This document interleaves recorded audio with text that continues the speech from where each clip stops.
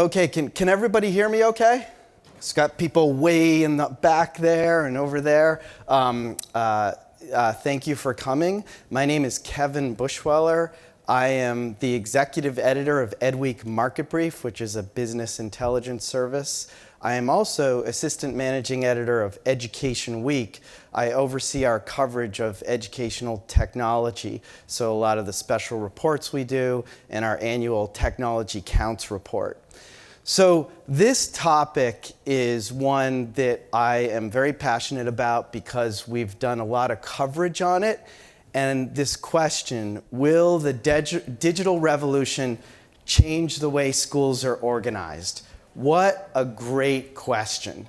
Now, I'm going to be a little edgy here. I'm going to go out on a limb and take a stab at answering that question. And I would say, based on our reporting in Education Week and EdWeek Market Brief, that the answer is probably not anytime soon, at least for most schools. Think about it. Public schools now provide at least one computer for every student. They spend more than $3 billion per year on digital content.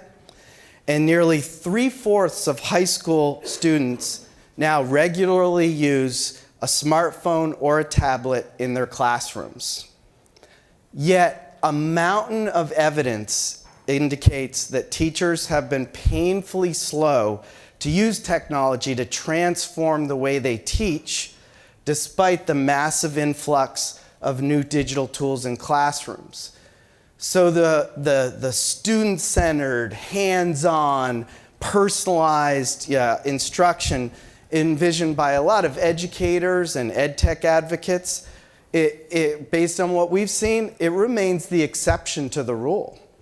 In fact, a host of national and regional surveys suggest that teachers are actually far more likely to use technology to make their jobs easier and to supplement traditional instructional strategies than to put students in control of their own learning. So clearly, the digital revolution is not changing the way schools are organized right now, especially when it concerns teaching and learning. Why is this so? What needs to happen to change this reality? And where do we go from here? So we have three very smart, thoughtful guests here today to tackle these issues. We've had some discussions prior to this panel, which were just fantastic. I wish I could take a recording of that and play it here. And they're probably going to push back a little bit on my perspective, which I welcome. I'm going to do some quick introductions, and then we're going to jump right into the conversation. So Shawn Rubin, right to my left, is the Chief Education Officer for the Highlander Institute. He manages the Institute's personalized and blended learning initiatives. On the far left is Tom Arnett. He's a Senior Research Fellow for Education for the Christensen Institute. His work focuses on disruptive innovations in K-12 education and the changing roles of teachers in innovative educational models. And in the center is Cameron Berube. Cameron is the Executive Director of Teaching and Learning for the Providence Public Schools, where she manages the district's personalized learning efforts and change management strategies. So, my first question is a big picture one, and I'm going to put it out there to you first, Tom, since we talked about this on the phone a few weeks back. Why should schools change the way they're organized, especially the ones that already seem to be doing just fine? So I think that question is key for this whole conversation. Like, why should they change? I think sometimes those of us in an audience like this just go into it with an assumption that, yes, things are changing, we should change, but why? Why should they change? I think there's plenty of case to be made that the education system we have has done really well at getting us where we are as a country, in the sense of providing a basic foundational level of education for the last century. But when we look at where the world is headed now, and we look at how the job market is changing, how artificial intelligence and other technologies are changing the labor market and changing the skills that are relevant, making it so that many positions that existed in the past just aren't going to be around. We need an education system that prepares students not just with basic reading, writing, and arithmetic to go into what used to be middle-class jobs in industry. We need students to really be prepared to have complementary roles with the new technologies that are coming forth. And so the education system, though, wasn't designed to solve that problem. It was designed to solve other problems of decades and a century ago. So I think that's the case for why it needs to change. I think now that, but tying into this topic is how do we actually get there? So Cameron, I'm curious, what do you think of my perspective, and what have you seen, at the ground level? Are things changing? Are schools being reorganized? What's the reality out there? So I think that's what we talked about prior to today, and you and I laughed about it, because I think the answer to this question is it already is. And I think to add on to what you were talking about, there is plenty of research out there now about how the brain actually learns. And we have a responsibility as educators to make sure that what we're setting up in our classrooms is aligned to decades of research about how children learn. And so the push for the digital revolution allows teachers to do what they do best, which is to focus on students, where they are, what they need, what their aspirations are. Because the reality is the kids that are sitting in my kindergarten classrooms right now, I don't know the jobs that are going to be available for them, right? We have research out there, we have ideas, but my responsibility is to set up a system that's preparing those 5-year-olds to get there. Shawn, did you want to add to that? Well, I think the other piece to kind of really focus on is the student experience for why schools should change. We have, if you walk through the majority of our schools today, and you just kind of peek through those little sliver windows that most of the schools have these days, and you're going to see a situation that probably looks a lot like this, whereas every other aspect of our students' lives, whether they're coming in between home and school, they're getting online, they're figuring out ways to connect, they're figuring out ways to do things that haven't been really imagined before. Now, I'm not saying that's the end-all be-all of what our instruction and content and curriculum should be about, but we do have to take into account the user experience. We have to better understand what our students are appreciating about the current system and what is not working for them within the current system, and then design for them. I also agree with both points that there are some significant changes already in place, and that really it's the ultimate of where they're headed that matters. But I want to know now. I want to know today, when you walk out of that classroom, how were your needs met and how are they not met, and how can we quickly adapt and implement new strategies and opportunities to be able to, kind of like what our keynote was talking about, in terms of being able to really push the envelope around failing quickly, but also being able to learn quickly to be able to make the classroom better. So I want to jump into, go ahead, Cameron. So the only thing I think that we haven't talked about is adult learning in the buildings. And so I think the other place where there are shifts that are already happening is how are the adult learners, meaning the teachers and the principals and us as central office, shifting how we're thinking about our own learning. And I think there's plenty of opportunities out there where we're leveraging technologies in ways to, I have teachers who chat with teachers in California, and they intentionally plan their common planning time at the same time as those teachers, and they can all talk about Algebra 1 instruction at the same time. And so that shifts their professional learning together in one small school in Rhode Island to move beyond that one small school and share learnings across. And that's happening today. It might be worth you giving a little bit of context about the Personalized Learning Initiative in Providence and why you started it. So Providence Public Schools has been a top-down system for a very long time, minimally 30 years, but probably longer. And I think the belief system in education was whoever was on hire was in my position knew the most, and we were going to make decisions and push that down onto our teachers. And I think a lot of us know, particularly those of us who work with teachers, once that door changes and closes, are those teachers enacting that if they don't believe in it, if they haven't had a seat at the table to make decisions? And so part of what we've had to shift in Providence is not just the learning for our children, but how are all of the systems of how we operate together as a team actually supporting learning in the classroom. And so the shifts that we have made first is how do we put teachers and students at the center of those systematic changes. So some very clear and specific examples that we've done is we've been looking at what are the instructional strategies that are being used in the classroom, We brought together all of the people who are supporting shifts in instruction, but then it was students and teachers who sat together and developed our full system of what that's going to look like. And they're still in process, using lots of research from maybe folks in the room.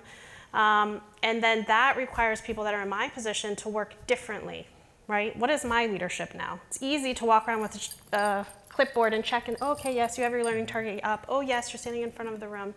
But the fallacy and the problem in that is that people are watching teachers, but they're not actually watching the learning of the children in front of them.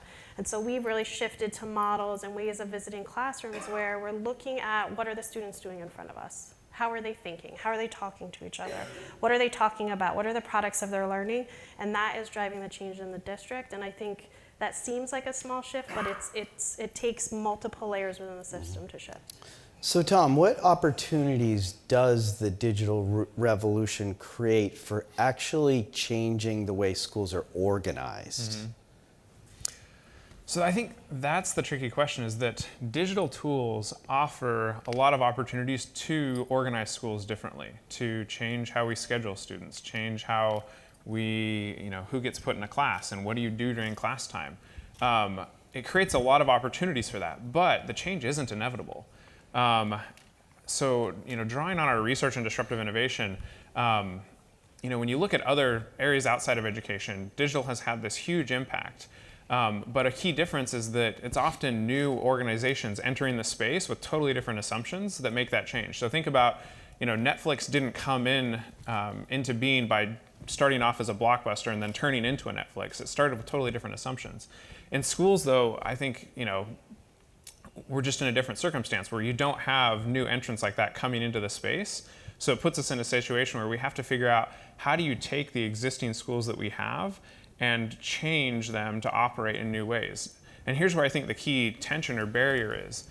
Schools operate the way they do because they've solved a lot of problems in the past. They've learned, if you think about all the ways a school works, those processes came into being because they solved a problem.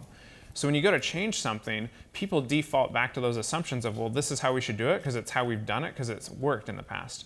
You try and make a shift and it's risky because the problems in the past that you solved don't go away. So now you've got to not only solve the problems of the past, but also adapt to the problems of the future, all while trying to change your basic processes and assumptions. It's really tricky work. And I think it's where the work that Shawn's doing and the work that Cameron's doing is so key, is because that's what it's going to take to actually move the system, because it's not going to happen now. Yeah, and one of the things that I've found really fascinating in our coverage of personalized learning and tech innovation in schools is oftentimes it's non-tech issues that are some of the most innovative changes. Mm-hmm. So I did a story in Vermont, and it was the scheduling. They changed their scheduling. Can you, Cameron, talk a little bit about how that's playing out in Providence? What are those non-tech changes that are connected to the tech that have had a demonstrable impact? I think there's multiple systems when you're a school level leader that you sit within. So there's state regulations around how long your school day has to be. There's state regulations around how many periods in high school students have to have for graduation. Often though, as educators, I think we take someone else's interpretation of that regulation, their implementation of that policy, and we take that as fact. And I think there's actually ways that you can push against those regulations to work to your favor. So a clear example of that is we've opened 2 smaller schools in our district, both of which were planned for by teachers and students. Again, I know I keep talking about that, but I think that's a piece that we miss often. And what they were able to do is ensure that those youth graduated with all the requirements that they had to have, but they have been flexible in terms of the pace at which the students do it. The challenge for the principals, though, and they often have to rely on me, is they sit within a very traditional system. And so when the hiring fair comes up and they want to hire teachers, they have to hire those teachers within the contractual requirements, but they want to do it in a way where they can have multiple teachers to support a student, say, with Spanish 1, Spanish 2, and Spanish 3 in the same classroom. Traditionally, that wouldn't be allowed. But we have found ways to show that students are able to leverage technology to be in those 3 courses at the same time with that teacher, meeting certification regulations, but pushing pace so students could finish Spanish 1 in a semester and move on. Interesting, okay. Shawn, so Cameron mentioned principals. How important are principals in this process of using digital advances to change the way schools are organized? Yeah, and so our work really is at the point of implementation and supporting these changes, whether they be at the classroom level, the building level, the district level. We even work at the state level as well. And what we see is, when you ask kind of like questions about how is digital changing the actual classroom experience, it's changing it in numerous ways, many ways, like more ways than we could possibly get into. The problem is it's changing them at such tiny classroom level, and there is no scale that's happening. So there's the ability to actually having these changes happen to some degree of consistency across an entire building or across, let alone an entire district. That's the piece that we're still having a difficult time. And I think some of the levers can be larger scale levers, like changing the schedule, but sometimes we almost do that too quickly. And I think that one of the things that we're working on right now, and kind of, in some ways going back to go forward, is really helping school leaders become their own change agents and become folks that deeply understand the concept of R&D, so research and development internally. Now, that's an incredibly difficult skill set to add to a principal's plate who has traditionally been mostly in charge of making things run on time, making sure people are being compliant, and making sure that they're sticking to the curriculum. But what really is changing, as Tom was pointing out before, with the job markets and all the different ways that the world is changing, we need our principals to be the point people around what that nimbleness looks like at a building level. How do we quickly bring something in? How do we put it into the hands of our teachers with the most advanced kind of mindsets for change, who are willing to test and try something? But then how do we also build the infrastructure around it so that we have the right measures in place to understand that this new innovation we're trying in these small numbers of classrooms, is it hitting the mark with regard to the observable behaviors? Is it hitting the mark with regard to the outcome measures? Is it hitting the mark with regard to the surveys and focus groups and feedback from students and families? And if you do find things that are working, then we really have to double down on those and figure out how do we actually create scaling mechanisms to bring them to the entire building, to bring them to the entire district. I think what unfortunately is happening right now is we're looking for way too many silver bullet solutions that we think if we can just push these down and train across the board, then likely everything is going to happen. And I think that is really where our principal education needs to be, is they need to be much better at that R&D process. So I want to sort of pivot back to Cameron for a second here. How difficult was it to get principals to buy in to the changes that have happened in your district? Yeah, that's what I was just going to add on and kind of think back to what you were referring before. So it's like a game of chess, right? And I think, I'm glad you think that's funny. We engage in this all the time. But it is a game of chess. There's strategy, right? There are folks, particularly in large urban districts, we've had a new superintendent every 3 years for a very long time. We had a meeting with our union president yesterday. She's been a principal in a school for 25 years as a teacher. She's had 13 superintendents and 10 principals. And so when that happens, you have to create people to want to change. And so that's true for principals, and that's also true for teachers, and it's true for our families. And they have to feel that this is something that's going to stick, and it's going to make their lives easier, but also match their values and philosophy of what our big game is, right, and our end goal. And so we spend a lot of time thinking about who's the principal that really wants to go out there? Who's the principal that this aligns to their larger term vision for their school? And then within that school, what are the right teams that are ready? And it sometimes may be a team that's ready, but they don't have the political capital in that building, and that's not the right team to start with. We also do everything from my office with the union. So we've applied for multiple grants, and we write those grants in partnership because the work has to be done with teachers, not to teachers. And I think the mistake that we make all the time in education is we do things to them. And then they wait. They wait for the change. They wait for the next soup du jour that's going to come out. But if it's really about good instruction and really about learning that they believe in and they own it, the change will stick. And that leads to my next question for you, Tom. Is PD the answer to changing how professional development, the answer to changing things, changing how schools are organized, transforming teaching and learning, moving to a new level? Mm-hmm. I'm going to say no. In truth, yes, PD is the answer. But I think when you frame the question as, is PD the answer, it puts people in a box.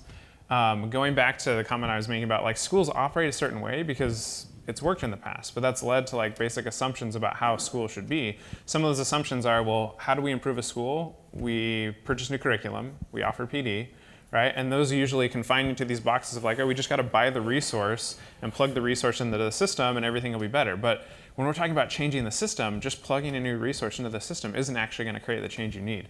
So yes, it needs to be PD, but it can't just be PD of like, oh, we hired the trainer to come in and do the one-day workshop, or we hired the person to come in and provide the materials. It's really got to be PD that starts with what are the mindsets that need to change? How do you need to change people's basic assumptions? And PD Well, I have a follow-up question. How is PD being delivered poorly, right now? What's illustrate that for me? So we have a principal in our state that I follow on Twitter who I value. And the other day, she, I think, framed it well, where we like to do what she calls spray and pray PD, meaning I'm going to spray PD at you, you're going to show up to one day, and then I'm going to pray that now you're going to go back to your classroom and implement everything you learned in one day, right? It's kind of not different than what we're doing now. Like you go to a conference, you get lots of great ideas, but then when you get back on Monday, you have all the things that happened in the 2 days you weren't there, and you got to go back and like, oh, I learned this one cool thing, right? So I think to me that's poor PD. I think PD has to be defined as professional learning, and most importantly, you have to value teachers. I think often people do not value teachers as professionals. There are very few professions in our country where people are treated that way. And so the PD that works is where you create a professional learning community of adults and you're asking them to learn together the way that you want them to be having children learn in the classroom. And when you create professional learning that way that's personalized for adults, they will then learn and be able to do that with our youth. If I can jump in real quick. Yeah, so we just completed a study just toward the end of last year where we were asking this question of like, what actually motivates teachers to pull a new practice into their classroom? Because so often it does happen in this top-down manner of like, the school leader says, we're going to make this change, and then they hire the PD, they spray and pray, and it dies there. So what actually, teachers at the same time though, teachers are trying to solve problems every day. So what leads them to pull new things into their classrooms? And we have a couple of answers. One is that when something does get pushed down in a really top-down way, teachers will often adopt it, but with a very compliance mindset of, I'm doing this just so that when someone comes in with their evaluation rubric to check the box, uses technology, that they will see I am using technology. But they're not thinking creatively about like, how do I actually change my students' experience? How do I transform my teaching practices? They're just thinking, how do I make sure I check that box? And that's the problem with the top-down. In contrast to that though, we did find teachers that pulled new practices in on their own, but it was usually one of a few different motivations. One was teachers were looking for what are manageable ways for me to engage and challenge more of my students. So think about this teacher's circumstance. Every day they come in and they've got a student who is lost, sitting in the corner because they've got like gaps in their knowledge. Or you've got another student who's bored because the material's like not keeping up to pace with them, right? And so teachers that's the challenge they face. And if you can find like a manageable way to address that problem, teachers will grab onto that. But manageable means it can't mean go to 3 months of PD or get this new tool that doesn't make any sense to you and that you're gonna have to spend hours and hours learning how to use. It has to be something that they can adapt quickly into the practices they're already using. And I think incrementally that gets you to a new place. But for teachers, often those big leaps are not going to make sense. You've got to make it really manageable to plug into helping them solve their current challenges. They're learners. Yeah. They're learners too, right? I mean, a classic seminal text that's out there is How People Learn. And there is really 3 major things that happen. One, you have to address the misconceptions and preconceptions that your learners bring in, whether they're adults or children. And then everyone has a concept map of an understanding about something, and your job as an instructor is to facilitate their learning to expand that map and change those misconceptions and preconceptions. And then the learning sticks when you make it metacognitive. And they're engaging and thinking and talking around that, and you have to do that with adults and children. So what do you think, Shawn, I'll go to you now, what do you think the biggest hurdle or 3 hurdles are that are in the way of schools changing and incorporating technology in ways that transform teaching and learning? What's the biggest ones? Oh man, I really just think that I think there's like huge like kind of meta ones, and then there's the day-to-day ones, but at the top of it, I think it comes down to just human-to-human interactions currently within the system are incredibly condescending. We had a difficult testing season, to say the least, in Rhode Island recently. Our RICAS scores were a significant number of points lower than the state of Massachusetts. And so, but all of the conversation from that instantly shifts to basically blaming teachers, blaming students, and especially victim blaming marginalized students who, students of color, students that are speaking second languages, like blaming people that are the least able to defend themselves within the system. And when you start to do that, the system just, kind of, again, what Cameron's saying, like just shuts its doors and doesn't get collaborative and doesn't get outside of its silos and start to really think about improvement from a continuous improvement lens. And so I think that's probably the biggest piece, is that there's so much in the ways of change that people quickly throw the baby out with the bathwater. So there's been a lot of personalized learning movement that's happening across the state right now. But when you actually get to the bureaucratic level and start to think about what change should be, they're starting to say, well, our test scores are low, so we need to do what Massachusetts did 20 years ago, adopt a standardized curriculum across the board, even though Massachusetts didn't actually do that, and push that down into every single district and every single classroom and make all the teachers follow this floor level of compliance, versus actually aiming for an aspirational ceiling of true liberated change that we need across the system. So when we were talking earlier, Cameron, you had a good question, and what conditions support a shift toward personalized learning, not just for students, but for adults too? What needs to happen for them to buy into it and then change what you described as a traditional system? So I think the first piece of that we've talked about multiple times today is really shifting a belief that it's around efficacy. And so sometimes when teachers shut their door or are resistant to change, it's because did they really believe in their heart of hearts that they can reach every student in their classroom? And so I would say the biggest condition is that we have to create spaces where we don't just tokenize teachers and students. We don't just say all means all, and yet really what we believe in our heart and hearts is there are some children who can't, because it's not true. And so that's going to require all of us to shift how we work. I think there's a dominant narrative out there. There's a dominant way of operating that values certain people over other people. And I think our education system has been set up around that. And so I think it's going to require us to ask hard questions of, why was it top down? Why do some people do better with a collaborative approach? Why would actually more people do better? What can we learn? Can we see second language acquisition as an asset, as a way for us to catch up to the rest of the world, quite frankly? I think the other conditions are, there's tons of research out there about high-performing countries. We're not one of them. And there are conditions and structures that exist within those high-performing countries that we could learn from, but we choose not to adopt. We were talking this morning about, Finland, I think, is a perfect example. They laugh. If you talk to teachers, they're like, oh, Americans are so obsessed with standardized testing, right? They can't believe how obsessed we are.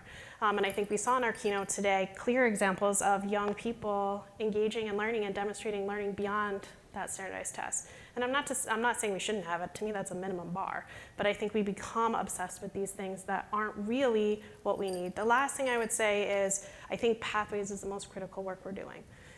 And so another place that we define personalized learning in our district is we're really relying on our business sector. We really need to ensure that we know what the high-wage, high-demand careers are in Rhode Island for our youth. Most of our children stay in our state. And then we need to listen to them about what our children need to know and be able to do and create pathways at every high school.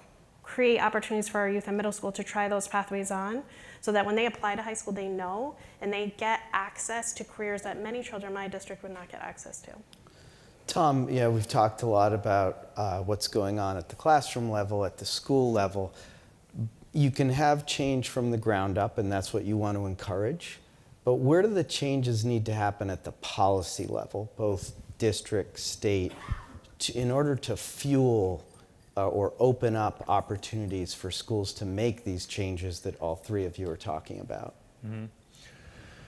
This is tricky because I I think policy is an enabling condition, but I don't think policy is the answer. And maybe that's part of the paradigm shift, is not thinking, like Shawn was illustrating, that you can just mandate, like, all schools should do this, or we should change the system this way, and just the policymakers can mandate these changes, and then they will come about. I think policy creates the conditions where innovation can happen, but it's up to the people in the schools to actually figure out what that innovation looks like. So how can policy create that climate? And do we know yet, have we done enough at the building level to actually have the answers to tell policy this is actually what needs to happen? I don't know that we're there. Yeah, I think yet. that's part of the dilemma. Yeah. But I think, ideally, I think we focus less on the inputs, telling schools, this is what your minutes need to look like, your schedule looks like, or your hiring, and focus more on the outcomes they're getting. Now that gets tricky because you start to create some weird incentives, I think, where we're not good at measuring all the outcomes we care about. And so to put stakes behind those outcomes, I think, is a really risky business. But I think at least moving toward that direction, we can say, let's free up schools and create places where they can innovate, and we'll let them demonstrate their effectiveness in ways other than just the standardized test score. I think starts to move us in that direction. So looking at the actual technological infrastructure, Cameron, what types of things need to be put in place so that helps fuel these changes? Yeah, so people don't like to talk about the plumbing often, so I'm glad you brought it up. And the plumbing's not sexy, but we are spending a lot of time right now in Providence where we are part of the nationwide work around EdFi. And the plumbing is critical because right now we as a district went from having 4 ed tech products to, in 1 year, 45. And part of why that happened is we gave more voice and choice to our teachers about what products they wanted to use. So of course, my IT department was so happy with me because they got no more staff to do this. And I think what we are really pushing on is how do we all have a common data standard so that data can flow easily back and forth to be able to impact the decision making that Shawn's been talking about. And so for me, I think for many of you in the room, that to me is a real critical piece where you could help. And I think it's a place where it's not a policy, but it's a way of being for all of us to agree to. Because what I watch is first grade teachers in CPT, they only get 40 minutes and they're like, okay, today we're gonna open this technology product and look at the PDF. Okay, good, yep, all right, we've looked at all that data. Okay, now next week we're gonna look at this other one. And then I watch my coaches spending hours creating Excel files where they're bringing all the data in on their own, and that's not what they should be spending their time on. And so we have a team that's building that infrastructure, and we're bringing all the data back in. And the purpose of it is, we have children in room 312. Please go visit them. They're amazing little beings. But the purpose of all this work is for those children. And they need to have an interface where they see their own data. Because they need to know this is my strength, this is my struggle, and all of these things I'm doing need to come back to me so I can set my goals and I can be in charge of my learning. If you don't have that data infrastructure, it is very hard to do that. Is that what you've seen in your research as well, Shawn? Definitely. I think that we got a pretty large grant from the Nellie Mae Education Foundation about 1.5 years ago to create what they were very curious to see. Are there integrated learning systems? So like full stacks from student information to learning management systems to the adaptive softwares that students are working on. And are there ways to actually do that work in some sort of seamless fashion? And what we found is that the market is way behind on that. People who are in the startup phase don't have enough funding attached to that type of R&D internally to be able to make those shifts. And the folks at the other end of the spectrum who have been selling into the traditional markets, the demand is not coming yet vocally as much as Cameron's, they're asking for it. Not enough people are asking for it yet, and so they're not building toward it. So yeah, no, it's a big looming wall in the distance that is going to have to get figured out, because right now teachers managing multiple logins, students managing multiple logins, parents completely confused by what dashboards their kids are on today, tomorrow, the next day, and everybody's got a great new idea, and there are great new ideas, 1,000 of them, but we have no way of actually getting them into classrooms in a seamless way so that they don't overwhelm people even more than they're already overwhelmed. So Cameron, what important lessons learned, successes and struggles, as specific as you can be, can you share with this group that would be really helpful for them to know? So I think the combined success and struggle is, and I say it all the time, you have to go slow to go fast. And so the success of that is we are providing opportunity and time for partners to learn with us, for our vendors to learn with us, for our teachers to learn with us. The struggle with that is the ever-looming test scores and the ever-looming performance of our innovation. And so I think the success is that collectively all of us are trying to demonstrate that personalized learning is a way to move our kids towards their long-term trajectory and goals. But how do we maintain the ability to be in an innovative space while proving what we're doing is working? Okay, all right. And some of that responsibility is on us, right? Like, we have to be able to do a better job of measuring our own impact according to our own defined outcomes, which means we need more expanded measures to be able to go against the standardized test as the end-all be-all only metric of success. And so we've got a lot of work to do on our end. We need a lot of help from hopefully folks that are in the audience to get there. But that ability for us to be able to show iterative growth so we don't have to throw the baby out with the bathwater is crucial for this to stick. And then just like at the classroom level, concrete, 3 years ago, if I walked most of the classrooms in my district, you would see kids sitting in cemetery-style seating, right? Like, that's factory model, right? That's not that long ago. And now, at least when I go around to classrooms, and we engage in instructional rounds at that time, and the teachers were doing all of the talking. 3 years later, and it's not that long, when you walk into our classrooms, and not every school, but children are having conversations with one another. And at the basic level, we all know they have to be able to do that for any career they're going to be in. And so to me, that is a huge success in terms of a shift. The struggle is, how do we make that happen every single day with every single classroom and allow our children to move at their own pace and not be holding that back because of our regulations? So I have a question for the audience. How many of you work for education companies? And how many of you are educators? Okay, great. So I have a question for Tom before we jump into the Q&A. What's one recommendation you would give to education leaders and education companies, because it was about half, that want to help schools transform the way they operate? So I'll give a recommendation for each of those audiences. For people in schools, I would say look for places where you can find greenfield space to innovate. Because I think a common theme across the panel so far has been like, the digital revolution, digital technology is not a silver bullet. It's not like you just plug this in and everything changes automatically. It's like slow, hard slogging work to make this change happen. And people have to have, the tolerance to keep pushing forward on that. But if you wanted a place where you could at least step aside from how do we change the assumptions about how things should operate and just kind of work from the ground up, would be look for opportunities in your alternative schools or your after school programs, spaces where you're not beholden to, we have to meet all these regulatory requirements and make test scores. Use that not just as like programs on the side, on the periphery to supplement what you're doing, but use those as like the incubators to figure out how could you really do things differently in a space where the stakes are lower, where anything new you do that is better than having nothing at all. So that would be my recommendation there. When it comes to tech companies, I think we have this dilemma in education where what schools do is really what teachers do in their classrooms is the most important factor for affecting student outcomes. But tech companies can't control what teachers do in their classrooms. They can just provide the resource to the teachers. We think that tech can also have this big influence on outcomes. But when the development of tech and the development of practice happen in totally separate organizations, it's hard to really innovate and find out how those can really complement each other. So I would say, really find ways to partner with schools to co-develop the resources. Don't just, I think a mistake a lot of people make is they'll hire their token teacher and they say, okay, we've got a token teacher on our team, they'll give us the teacher perspective.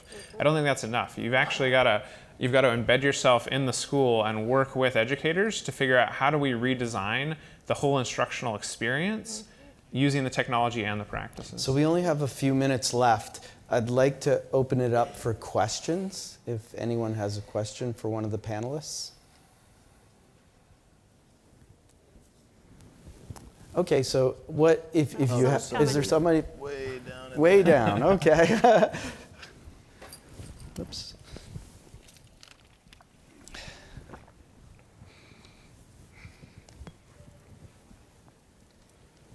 Hi. So one thing I noticed you guys didn't touch on, I'm a teacher in Oregon. I worked in 5th grade. I've been an education assistant for like 5 years, and now I currently work as a detention teacher. And one thing I've noticed is, and Oregon's could be completely its own thing, is that most of the teachers are old. And I think when you're pushing technology and changes, they didn't grow up with it, so they can't necessarily adapt as fast as I think technology is adapting. And I think, maybe one thing to look at would be bringing younger people in to work with the older people and have a mix so that they can adapt faster. I mean, there's still teachers that barely do emails. There's still teachers that know nothing about technology, but yet we're asking them to do all these things. So I think part of the solution should be to look at the diversity of the workforce in terms of age, race, and all of that. So I just want to get your guys' thoughts on that. So Cameron, what does it look like in Providence? So glad you brought that up. So I think there's another way to look at it. I think we have to create trusting spaces where we allow the children to lead us in that, and we are willing to be vulnerable and say we don't know. So my first year at central office, no one, and I mean no one, knew how to use Google. Nobody. And so I would get these things that they wanted my feedback on and 10 other people, and we would get 15 versions, and we all had to put it together, and I was like, whoa, okay. So I said I knew that I had to pause and be calm and allow space for the adults in my building to say, wow, there's this cool thing out there called Google. Have you heard of it, right?